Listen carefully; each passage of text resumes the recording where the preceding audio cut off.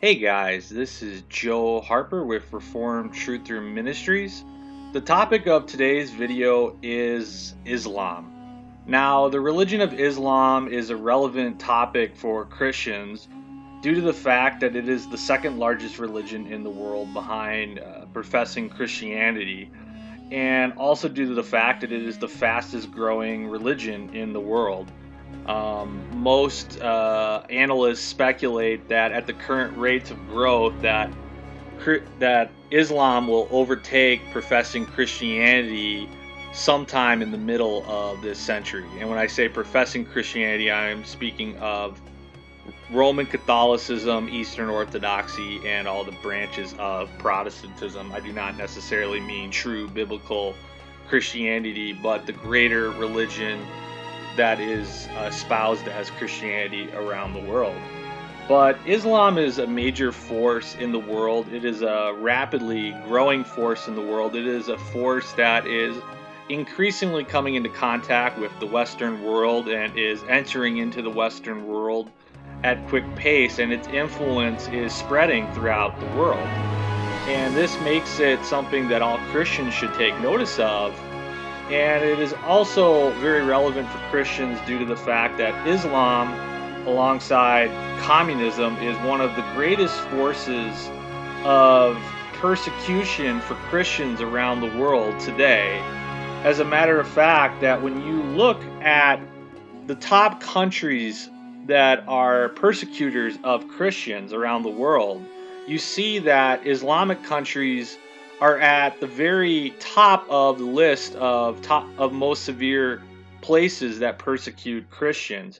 If you go off the World Watch List, which is an organization that watches the persecution of Christians around the world, when you look at their list of top persecuting countries for Christians, 9 of the top 10 countries are all Islamic countries or countries where Muslims are the cause of persecutions for Christians.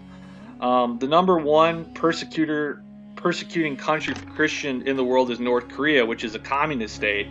But all of the other countries in the top 10 are Islamic. Number 10 on the list is Sudan. Number 9 is Afghanistan. Number 8 is Iran. 7 Pakistan. 6 Nigeria. 5 Libya. 4 Eritrea.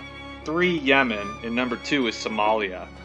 And these are all nations that are staunchly Islamic or have radical Islamic groups in them. So this really shows that Islam is probably the most visible form of persecution for Christians around the world. It is the most visible threat in terms of outward attacks on the Christian church around the world. There are other threats that come into the church more through stealth or infiltration, other religions, other forces. But Islam is a religion that shows itself to be a threat that's very visible and very violent. And this is why so many Christians have given Islam much attention throughout the 21st century, especially since the time of 9/11.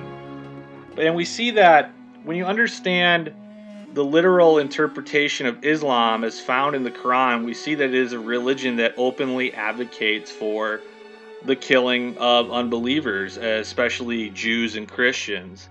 And there are multiple verses in the Quran that speak to this. One example of this is Surah 9:5, which says, "And when the sacred months have passed, then kill the idolaters wherever you find them, and capture them, and besiege them, and sit and wait for them at every place of ambush. But if they should repent, establish prayer, and give zakah, let them go on their way. Indeed, Allah is forgiving and merciful."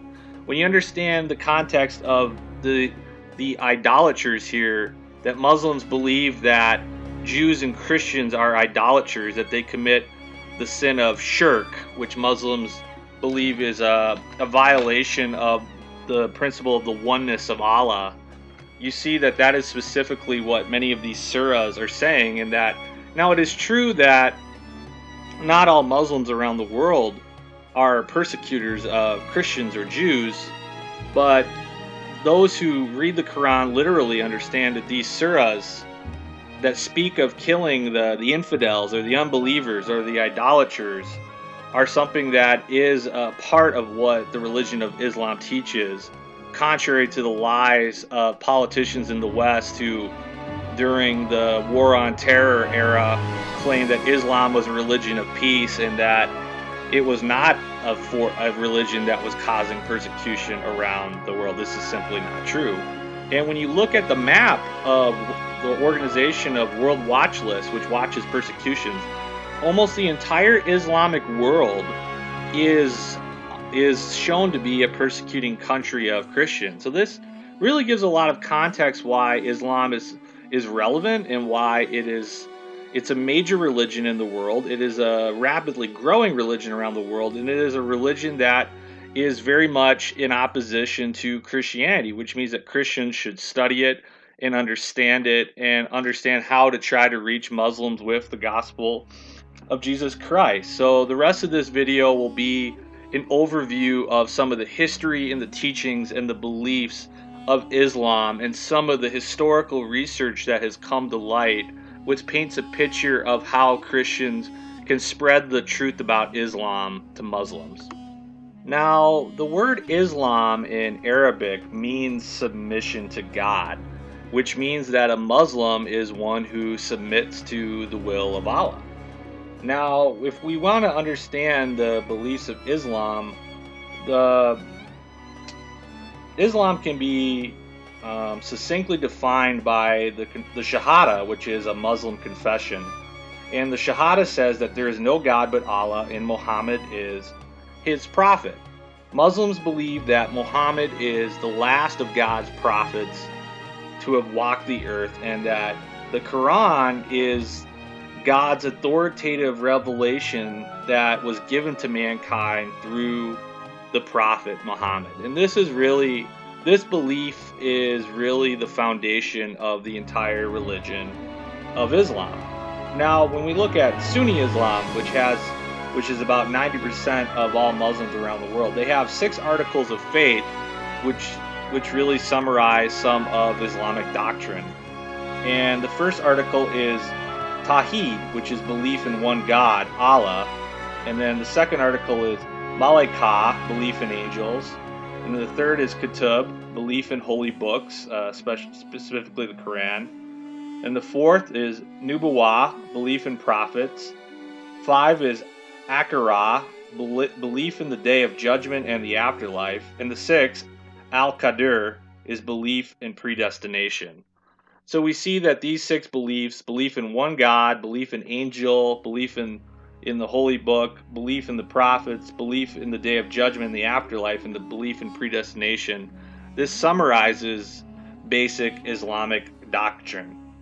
And then, in addition to these 6 articles of faith, there are 5 pillars of Islam which every Muslim is required to practice. And number 1, which I said, is the Shahada, the declaration of faith, that Muslims are expected to recite daily. And once again, the Shahada says there is no God but Allah, and Muhammad is his prophet. And then the second one is Salat, or prayers, and that Muslims are expected to pray 5 times a day facing Mecca, and that noon prayers on Friday are always held in the mosque. And the mosque is the place where Muslims go to pray. And when Muslims pray, they always pray facing Mecca. And then the third pillar of Islam is zakat, or alms, and that Muslims are expected to give a portion of their income each year for the advancement or betterment of the Muslim community. And then the fourth pillar is Sam, which is fasting. And then on the 9th month of the year of the Muslim calendar is the month of Ramadan. And Muslims are expected to abstain from all food and drink, including water, from sunrise to sunset. And due to the fact that the Muslim calendar is a lunar calendar, the time of year when Ramadan occurs changes each year. And then the 5th and final pillar of Islam is the Hajj, or pilgrimage.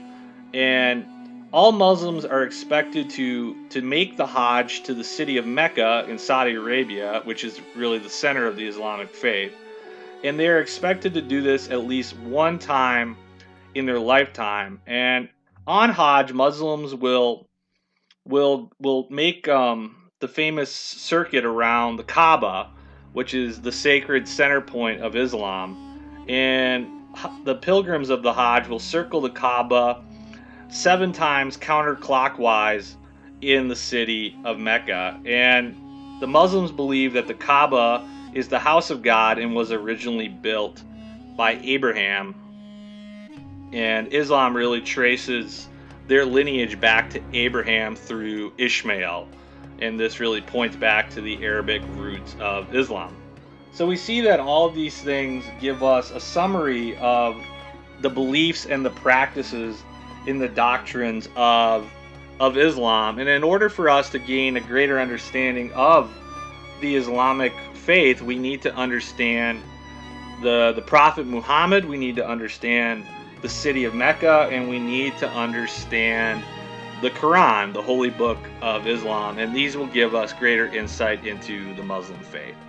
Now, in recent times, many works of historical scholarship have emerged on Islam, and especially on the origins of Islam, that have really begun to cast doubts and questions about the traditional accounts of Islam's origins, the Prophet Muhammad, the city of Mecca, the Quran, and really that this historical information that has been coming from very high level PhD level scholars is really beginning to uproot the entire understanding that we have about Islam, even though this hasn't necessarily broken into the mainstream of the Islamic world as of yet. And when we look at this material, we're going to see that it is really the Achilles heel, the great weakness of Islam, because when this historical information is shown, it shows that the entire structure of Islam falls because its foundations are in fact faulty or placed on sand. And I'm going to present this information here today. And this information really can be summed up with information surrounding Muhammad, information surrounding the city of Mecca, and information surrounding the Quran itself. And in order for us to understand, starting with the Prophet Muhammad, in order to understand what historical scholarship is showing us about Muhammad, we first need to understand the traditional historical account of his life. And I'm going to summarize that now. And according to the traditional historical narrative of Muhammad, Muhammad was born in 570 AD, and then his parents were said to have died when he was only 6 years old. So Muhammad was raised by his uncle Abu Talib, and then in his earlier years of his life, he was said to have worked as a trader, and he traveled with trading caravans that moved across the Arabian Peninsula. This will be seen to be very important later on. And then while he was moving around in his trading caravans, he came into contact in various places with Jews and with various Christian sects. And then eventually Muhammad would marry his first wife, who was a widow named Khadijah, who was 15 years his senior. And according to the historical narrative, Khadijah played an important role in encouraging Muhammad early on in his work as a prophet of Allah. And then Muhammad was said to have first began receiving revelations from Allah in 610 AD, and he received his first revelation when he was visited by the angel Jibril, or in the English, the angel Gabriel. And that Jibril told him that he had been chosen by Allah to be his prophet. And the narrative says that Muhammad's initial encounter with the angel so startled him that he had thought that he had been possessed by a jinn or a spirit.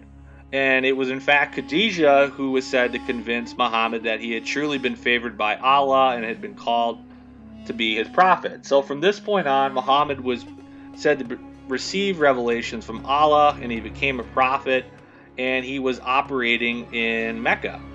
And that he began stating to the Arabian tribes, who were polytheists, who worshipped around the Kaaba in Mecca, that they were in fact committing idolatry, and that they were not truly serving Allah, as they were supposed to, and this led him to make many enemies in the city who ferociously opposed him, until the story goes that he was driven out of the city of Mecca in 622 AD. And then over time, Muhammad would go to the city of Medina with his followers who were still loyal to him, and he would eventually become the ruler of the city of Medina until the time. And in Medina, he continued to receive revelations from Allah. And then in 630 AD, Muhammad and his followers are historically said to have returned to Mecca with an army and took control of the city. And at that point, they purged the Kaaba of all the idols and established Islamic rule in the city. And then the Prophet Muhammad is said to have died 2 years later in 632 AD. And from this point on, his followers were said to have taken Islam across the Islamic world, and this brings us into the point of the historical Arab conquest of the Middle East, North Africa. They expanded toward Persia, they expanded toward the Christian Byzantine Empire, they expanded to Spain and into Europe, and this was the establishment of the Islamic Caliphate, which was a mighty empire in the 7th century. So this is really the narrative we have seeing of Muhammad from 570 AD to about 632 AD. Now, that being said, as I said before, now that we have this narrative in place, seeing that Muhammad received revelations first in Mecca until he was driven out by those who opposed his preaching, and then he received revelations in Medina, and then he eventually returned to Mecca, established control there, and that was the foundation of the religion of Islam. That is the narrative, that is the story. And then examining the historical evidence surrounding Muhammad and Mecca, and then later the Quran, it really paints a picture of the truth of Islam. And what we see is that all of the historical information we have on the Prophet Muhammad comes from 3 primary sources. It comes from the Quran, it comes from the Hadith or the sayings, and it comes from biographical information on Muhammad. And what is really relevant is that all of the historical information on Muhammad comes from much later historical periods than his life. That really, even from much later, is when this historical information begins to emerge. And the historian R. Stephen Humphrey, he really paints a picture of, when we understand the historical information surrounding the Quran, surrounding the Hadith, and surrounding the biographical information on Muhammad. R. Stephen Humphrey said this about Islam and the Prophet. He said, "Islam and the Prophet's life as we know it was not derived from the 7th century, but evolved over a period of 200 to 300 years and then redacted back on the Prophet's life and compiled in the 9th century."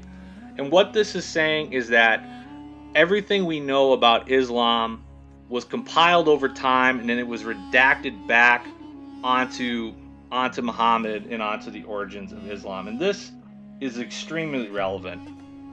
Now, in the Quran itself, the name Muhammad is only mentioned 4 times.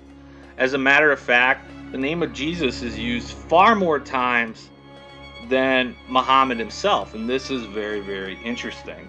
So Muhammad isn't even mentioned much in the Quran itself very much, and more will be said upon the Quran later on. And then from the Hadith, or the sayings, these were not codified until the 9th century under the Islamic scholar al-Bukhari. So much later than the 7th century. And even the Hadith themselves, their sayings, they come back from oral traditions, so this even makes their historical accuracy suspect, because when we go to oral traditions or sayings, that's really like playing the game of telephone. Things can get changed in translation, things can get lost in translation. And so it's really not till the 9th century that we really get the Hadith being codified. And then we come to the biographical information on Muhammad. And the first biography of Muhammad was written in the 8th century, under a scholar named Ibn Ishaq. So all of this information really shows that all of the information on Muhammad comes from much later dates on. And what this really says to us is that many of the scholars who have been researching this in modern times are coming to the conclusion that Muhammad probably didn't even exist at all. Or a better way to say it is that there was not a man named Muhammad operating in the city of Mecca in the 7th century, as has been told to us by the traditional Islamic historical narrative. But instead, the man that we've come to know as Muhammad has really been, his story has been compiled and put together over a period of time by men who came much later than when he was supposed to have operated in Mecca. Now, of course, somebody could give in rebuttal to this that the late dates of this biographical information doesn't necessarily prove that Muhammad didn't exist or that he wasn't operating in Mecca when the narrative claims that he did.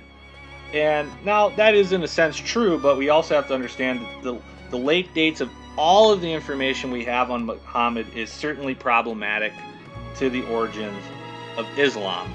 And further light can be shed on this from moving to examining the city of Mecca itself. Now, Mecca is the heart of the religion of Islam.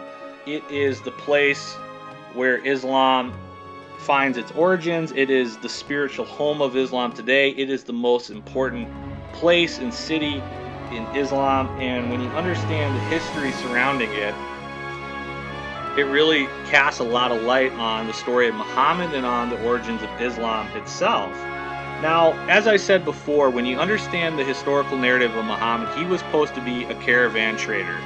And the whole premise of Muhammad's life is built on this premise that Mecca was a major trading center of these caravan trading routes, including the great trading routes of the spice trade, the Silk Road, China and India and Asia. Trade was moving west toward the Mediterranean to first the Roman Empire or the Christian Byzantine Empire that came after it. And so in the 7th century, when Muhammad was operating, Mecca was supposed to be part of this trading network and was supposed to be a major trading city there where it is located in Arabia.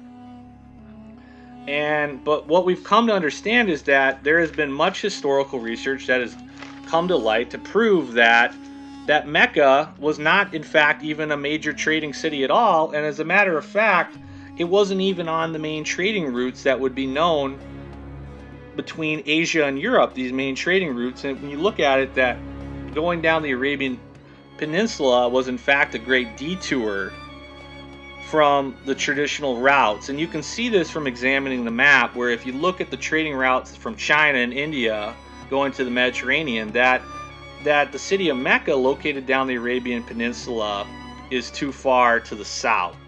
And this is a very relevant piece of information because of the fact that it really casts doubt on the story of Muhammad itself.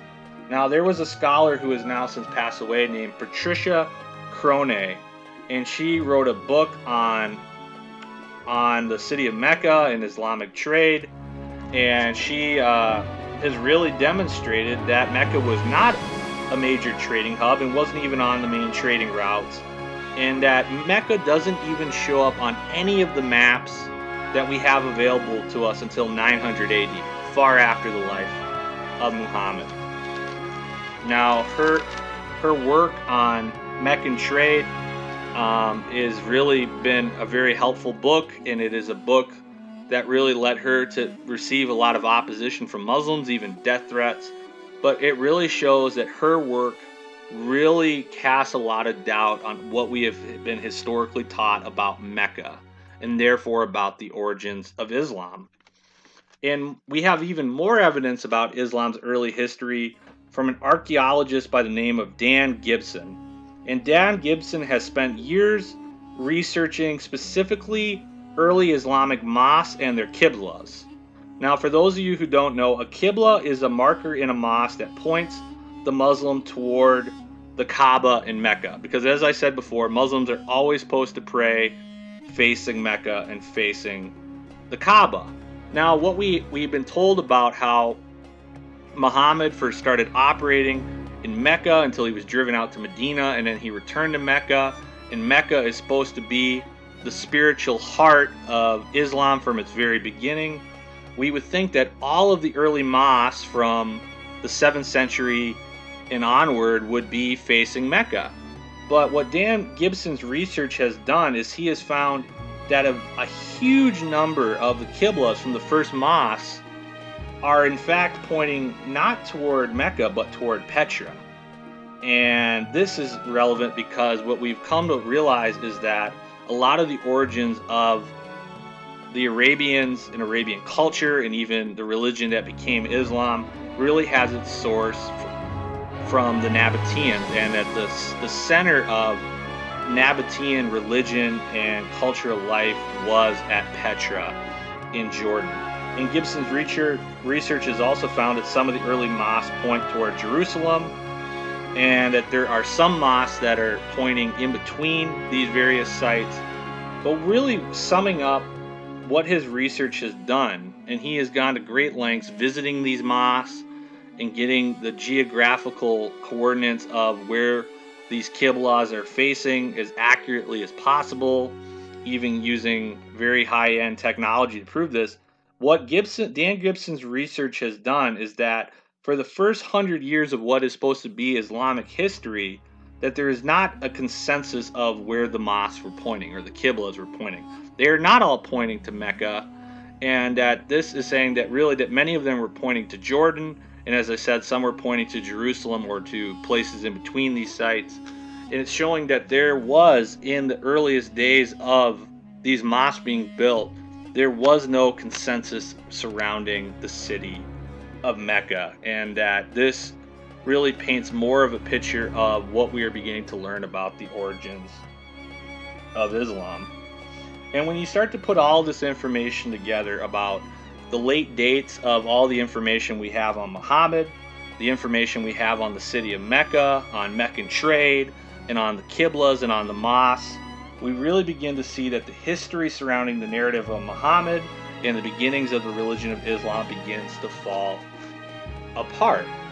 Now, when we go to the Quran itself, this gives us even more insight into Islam's early history. Now, as I said before, the Quran is the holy book of Islam, and the Quran is claimed to be the direct revelation of God given to the Prophet Muhammad, and that it is claimed that it has not been altered, changed, or manipulated in any way. However, the historical evidence that we have and the Quranic manuscript evidence that we have casts doubts on these claims.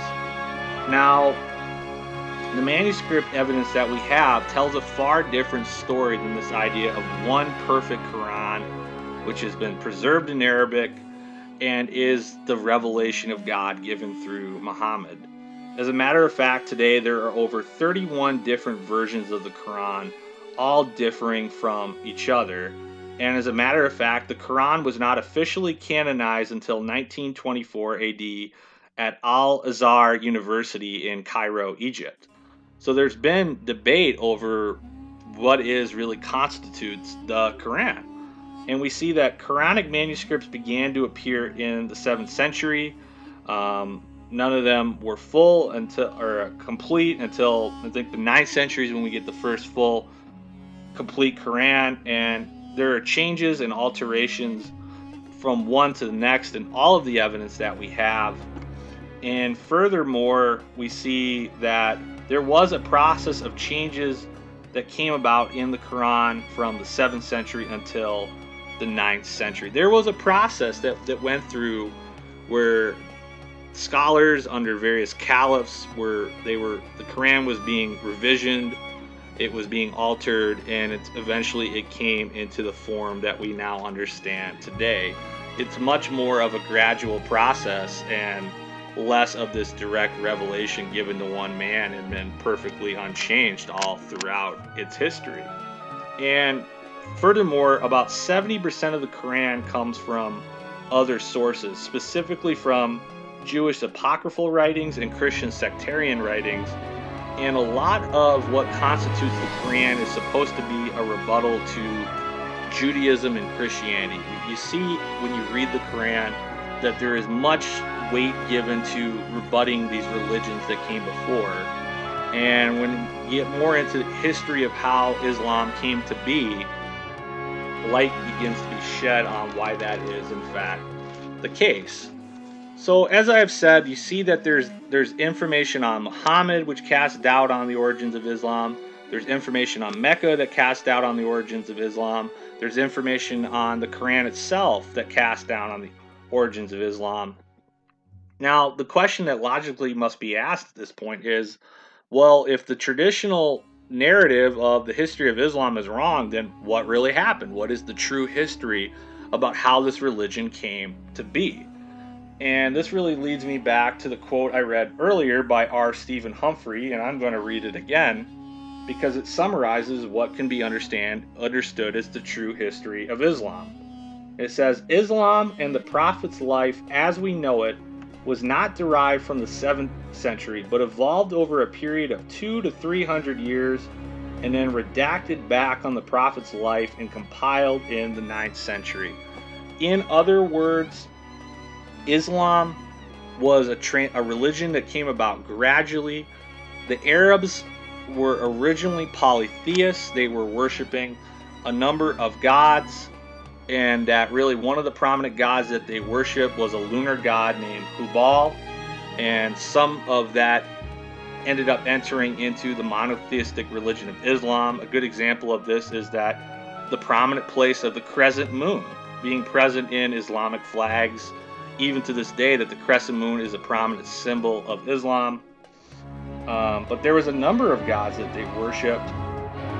But as the history progressed, that there was a gradual change from the polytheistic faith of the Arabs into the monotheistic faith that became Islam. Now, why did this come to pass? Now, we know that from the history books that from the 630s onward, the Arabs left the Arabian Peninsula and they began their conquest across the world. They conquered the Middle East, they conquered North Africa, they moved toward Europe, they moved toward Persia. And really the two great empires that they came into contact with was the Persian Sassanid Empire in the east and the Byzantine Empire in the west. And the Persian Empire was Zoroastrian and the Byzantine Empire was Christian. And this is really the context. And the great caliphate that came about, the Umayyad Caliphate, that they really realized that their greatest threat to their emerging empire was, in fact, the Byzantine Empire in the west, far more so than the Persians in the east. And that Islam even conquered Persia. Eventually, it took over Persia. So really, the Byzantine Empire was the threat to the emerging Arabian Empire. And the great caliphate of the Umayyad dynasty was a man named Abd al-Malik. And he reigned from 685 to 705 AD. And he really he's been known as the Great Reformer of Islam. And he was instrumental in moving this process forward of creating an Arabic identity by creating a new religion for his new empire that would be a response to the Byzantines into Christianity. The Byzantine Empire was unified under one religion, Christianity, and that gave the Byzantine Empire an identity, that all of its subjects were circled around this one religion of Christianity. And while the Arabs had historically been worshiping a number of different gods and their different tribes, and that Abd al-Malik realized that they needed an Arab identity to counter the Christians that they were coming into contact with. And we see that there's a number of things that Abd al-Malik did to move forward this idea of creating an Arab identity, which contributed to the rise of Islam. He's the one who built the Dome of the Rock in Jerusalem, which was the largest building in the Arab world at this time. And the Dome of the Rock is where we find the first inscription that speaks of Muhammad. The first mentioning of Muhammad is built on the Dome of the Rock, and that was built between 691 to 692 AD. And Abd al-Malik, he also began to issue a number of coins which had the Shahada on them. The first mentioning of the Shahada is on coins that were issued from Abd al-Malik So this is really where the historical and archaeological evidence says that we start to see the mention of Allah and his prophet Mohammed. We see it on the Dome of the Rock. We see it on the coins that were issued during the reign of Abd al-Malik. And scholars believe that this was a response to the Christian identity of the Byzantine Empire. And many of the first Quranic verses we see anywhere in the world are found on the Dome of the Rock. And really, this is also the period where we see the first Quranic manuscripts begin to appear. So we see that there's this process moving forward of creating the prophet, creating the book, the Quran, and creating the religious identity of Islam. And what this can all be summarized by saying is that the religion was created for the empire and not the empire for the religion.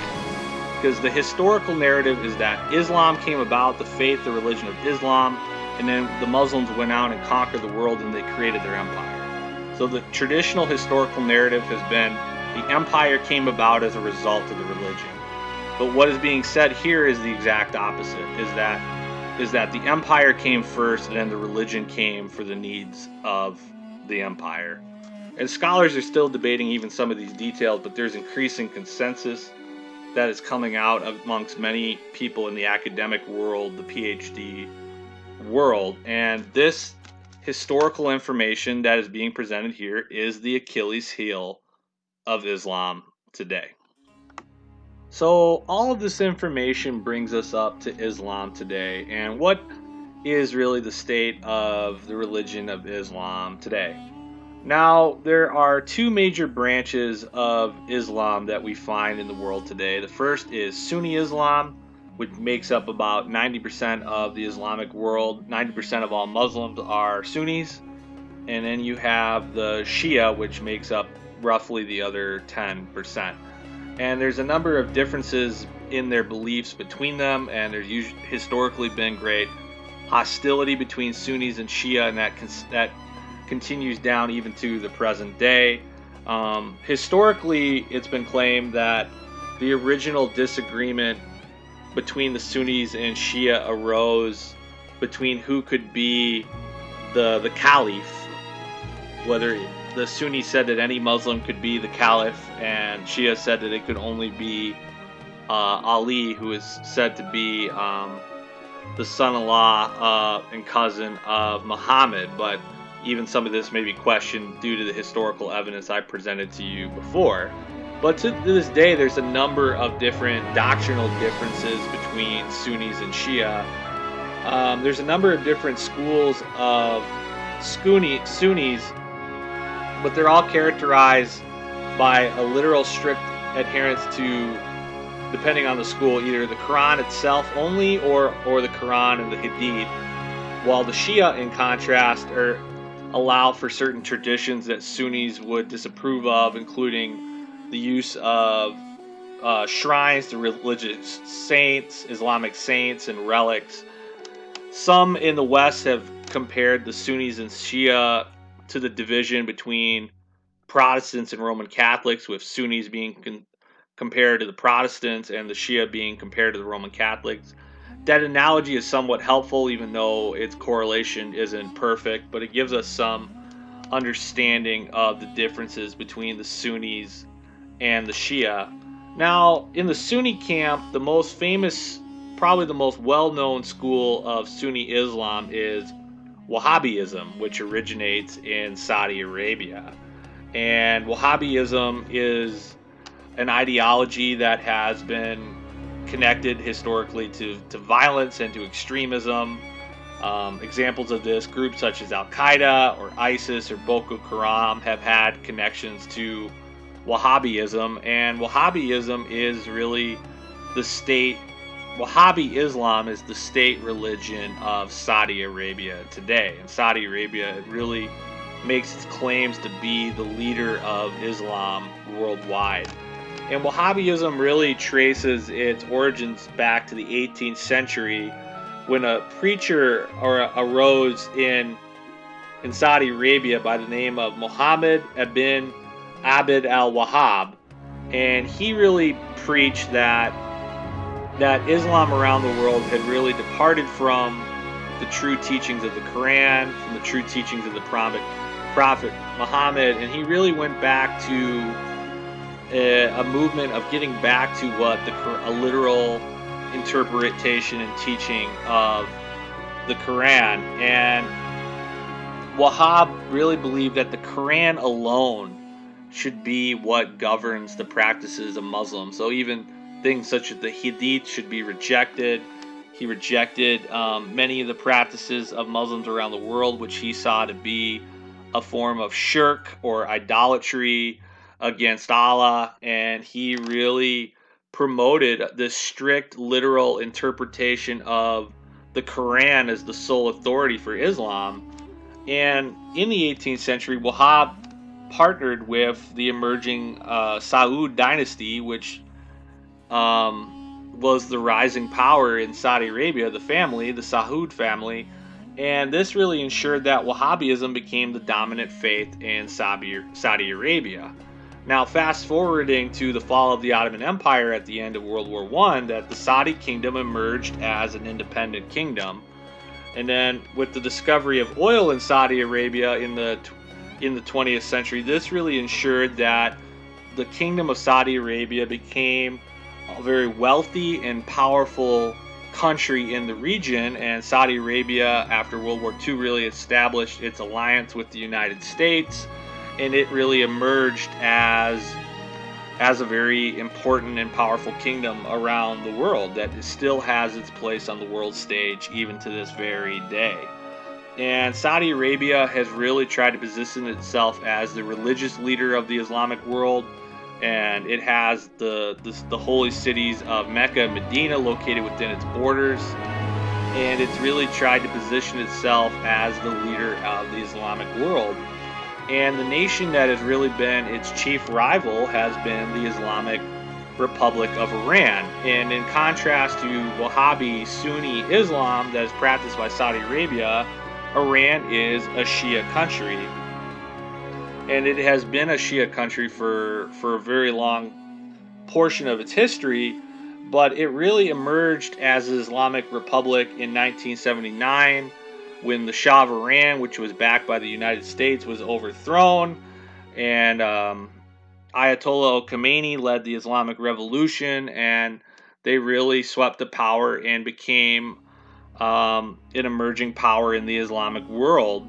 And from that point on, there has been really a Cold War between Saudi Arabia and Iran is the Islamic world. And this is really the chief division that is in the Islamic world even to this very day.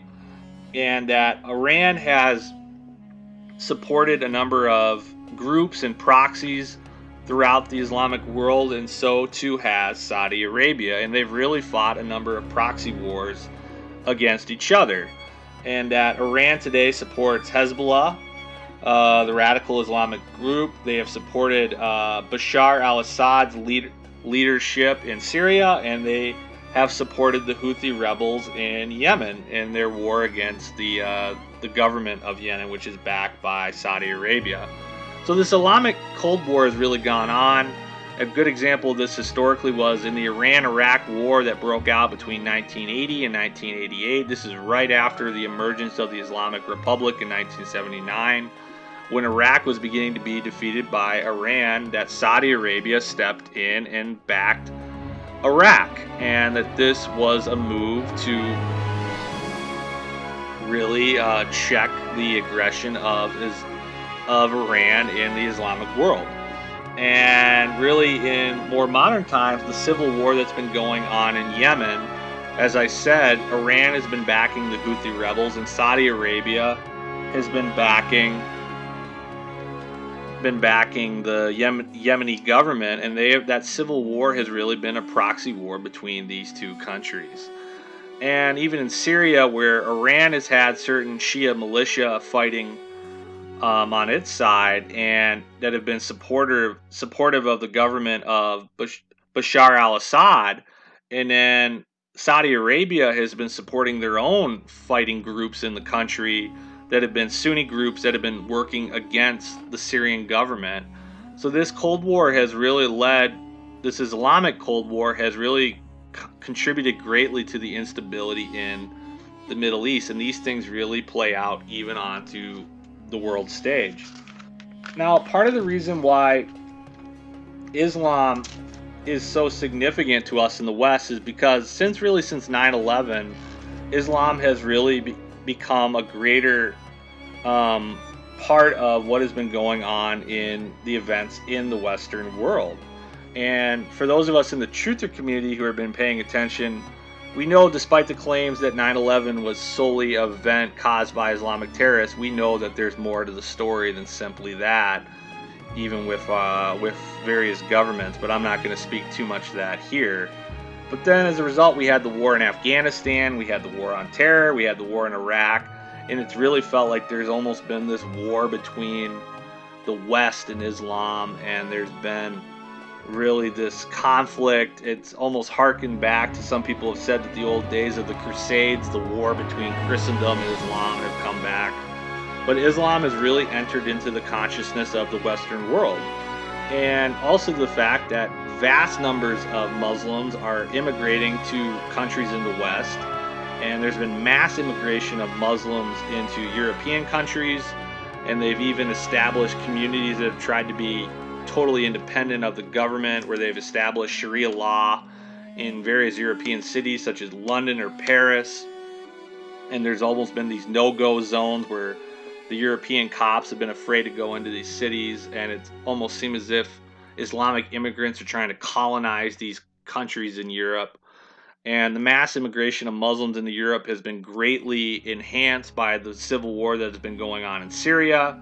And there's even been increasing Islamic immigration to the United States. And this has led to a great deal of friction between those living in these Western countries in the West and the Muslim world. And there's been this great amount of friction and tension and even violence going on between Islam and the West because of all these things that have been going on. There's been, first there was 9/11, there was the war in Afghanistan, the war on terror, the war in Iraq, the Syrian civil war, one of the Arab Spring, 2010 to 2011, that contributed to all this. All of this has been increasing conflict between the West and Islam. And there's a reason for this, because the world elites, the secret societies, those who are perpetuating the New World Order conspiracy, they realize that in order to create a one world religion, there has to be a synthesis, a syncretism between Christianity and Islam, the two world's largest religions, and between the values of the left or of the West, even as they become increasingly more secular and more liberal and more morally loose, and the conservatism of fundamentalist Islam, there has to be a syncretism to bring about a one world religion and a one world government. That really the Islamic world is really one of the main sections of the world that has not yet been fully integrated into this global system. We've seen the communist movement spread across the world, which has been a great source of bringing the nations together politically. We see there's great integration in Europe with the European Union. We see the United States being increasingly integrated into this world system. And then the Islamic world really is one of these parts of the world that still needs to be integrated more into this world system that the elites are trying to create. And in order to do this, they realize that there needs to be increasing conflict between the West and Islam. They want to encourage this violence. They want to encourage this tension. They want there to be this strife between the West and Islam, because they want to.